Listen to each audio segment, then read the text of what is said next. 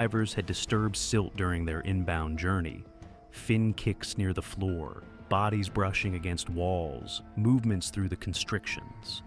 In open water, disturbed sediment disperses quickly in current, but in caves with minimal water flow, silt behaves differently.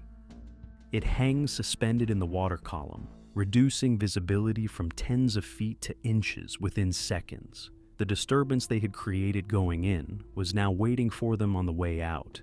Gilligan's companion began backing out of the chamber, moving carefully, trying to retrace their route. But the visibility was already gone. The water that had been clear was now totally silted, a brown murk that absorbed light, made navigation impossible, transformed familiar passages into alien environments where you couldn't see your hand in front of your face. The companion managed to back out despite the conditions. Perhaps they moved slowly enough to avoid creating additional silt disturbance. They successfully retraced their route through the silted passages and emerged back into clearer water. Gilligan made a different decision.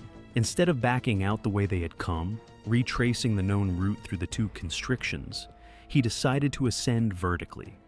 But this wasn't open water.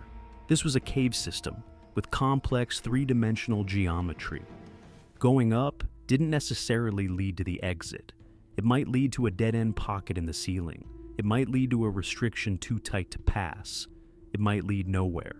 As he moved up, he saw there was a vertical hole which seemed passable.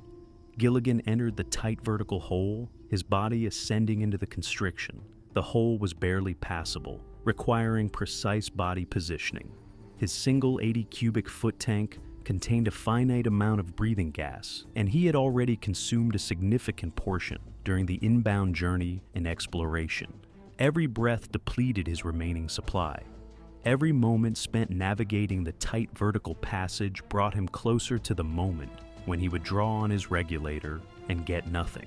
That moment came while he was still in the constriction. Gilligan ran out of air. The gauge would have been in the red zone for minutes, warning him that he was approaching empty. Then came the increasingly difficult draws on the regulator as the tank pressure dropped. Finally, the moment when he inhaled and got no resistance. The tank was empty. There was no air left, and he was still stuck in a tight vertical hole 120 feet, 37 meters, below the surface in a silted-out cave. Without air, panic set in immediately. The instinct to breathe is overwhelming. You can hold your breath for a limited time, but eventually your body demands air.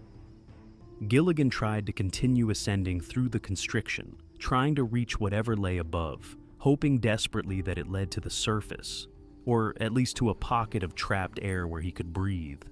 But the constriction was too tight, his movements too panicked, his body unable to navigate the geometry of the rock with the precision required. He became stuck and simply ran out of time.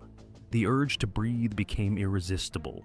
When he finally could hold his breath no longer, he inhaled water instead of air.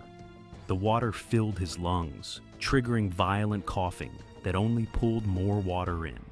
Within minutes, he was unconscious.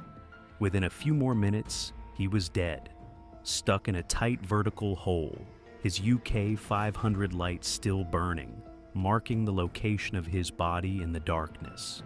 His companions surfaced without him. They waited for him to emerge, growing more and more concerned as minutes passed.